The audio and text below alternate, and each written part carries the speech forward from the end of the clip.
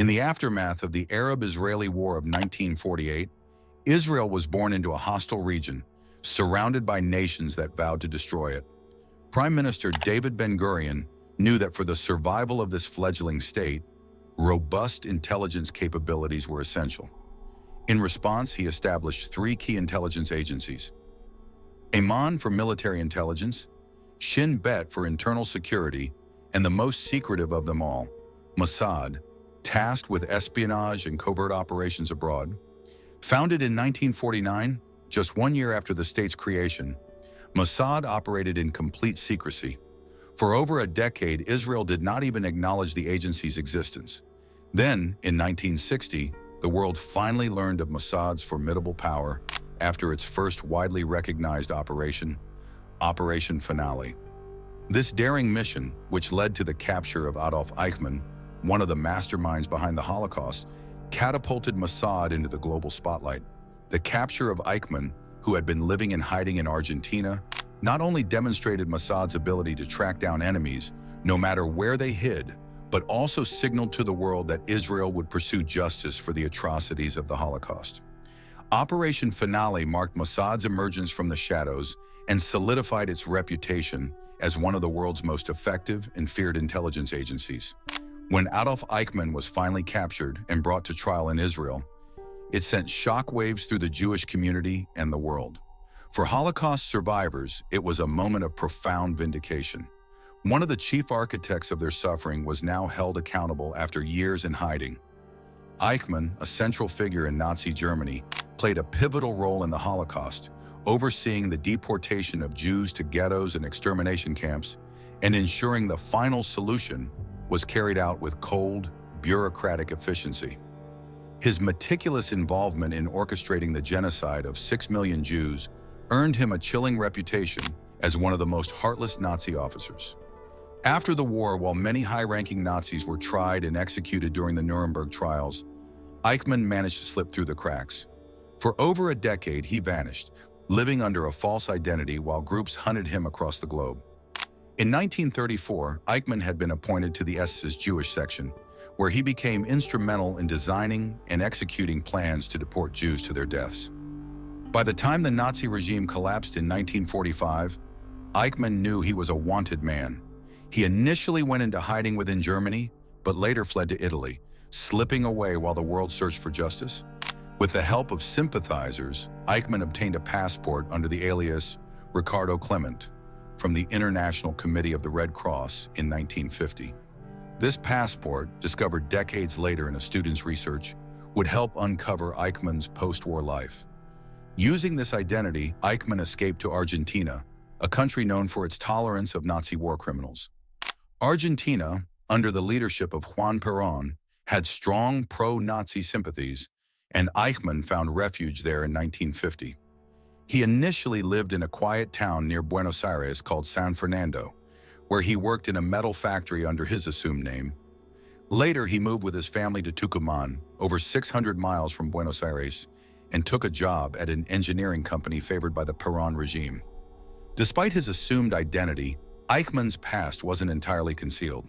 He enrolled his children in a German school known for its anti-Semitic propaganda, which suggested the Argentine government's complicity in harboring former Nazis. After a brief stint in Tucumán, Eichmann moved back to Buenos Aires in 1953. He lived there relatively unnoticed, even working for Mercedes-Benz starting in 1959. The trail to Eichmann began to heat up in 1957, thanks to a fateful discovery by a German Jewish prosecutor named Fritz Bauer. Bauer had been hunting Eichmann for years and received a tip from a man named Lothar Hermann, a half-Jewish German expatriate living in Argentina. Hermann's daughter Sylvia had gone on a date with Eichmann's son, who openly boasted about his father's Nazi past and the atrocities he had committed. Shocked by this revelation, Hermann passed the information to Bauer.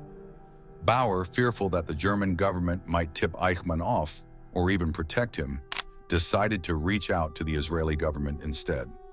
He passed the tip to Walter Eichmann at the Israeli Foreign Ministry, who immediately alerted Isser Harel, the head of the Mossad. Harel began to investigate the case but knew that this operation had to be carried out with utmost secrecy.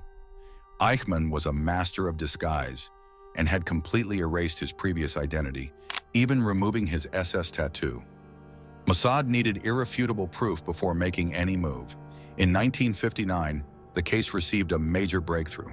A German geologist named Gerhard Klammer, who had once worked with Eichmann in Argentina, revealed his whereabouts to a priest.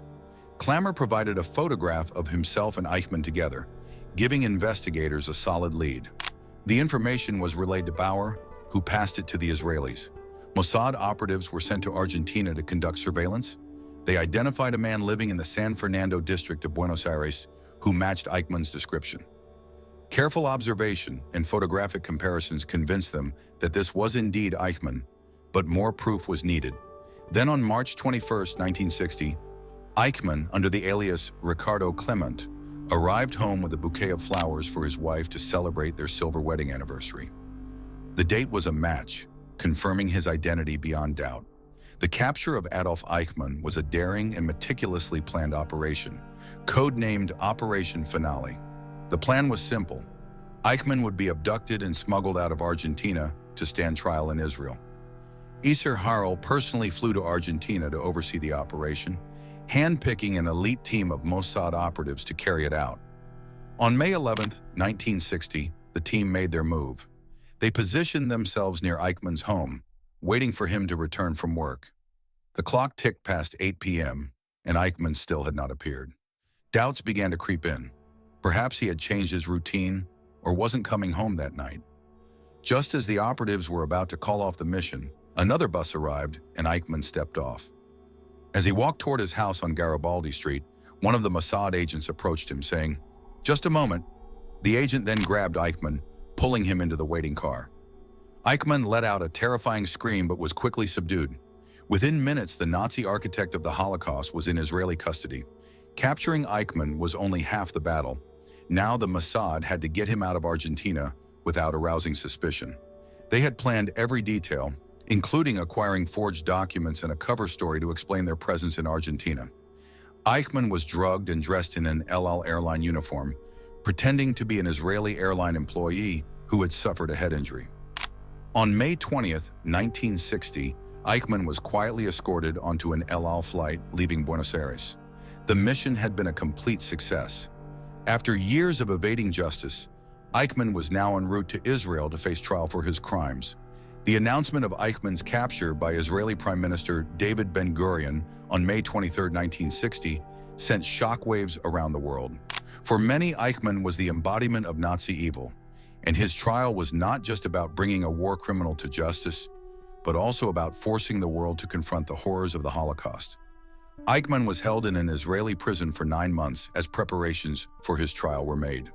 The trial began on April 11, 1961, in Jerusalem, with Eichmann facing 15 charges, including crimes against humanity, war crimes, and genocide. The trial was a landmark moment, not just for Israel, but for Holocaust survivors around the world. For the first time, they were able to see one of the key architects of their suffering held accountable. Eichmann's defense was that he was simply following orders, claiming that he was a cog in the machine and had no personal responsibility for the atrocities.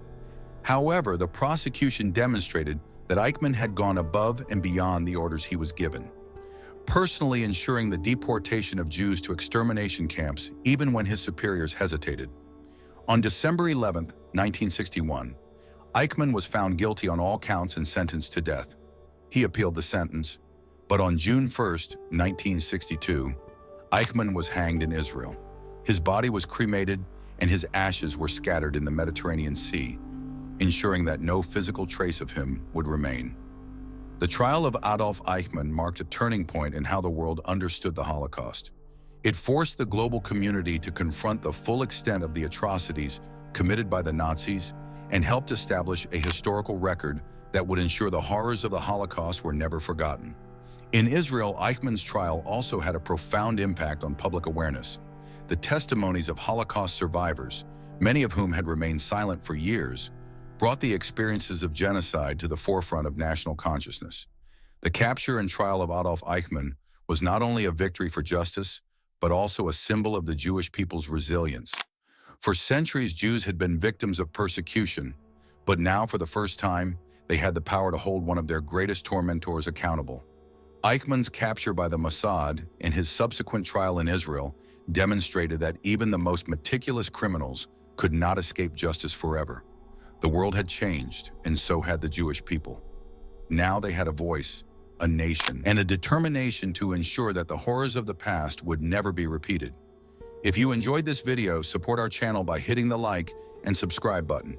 Thanks for watching. Until next time, remain curious.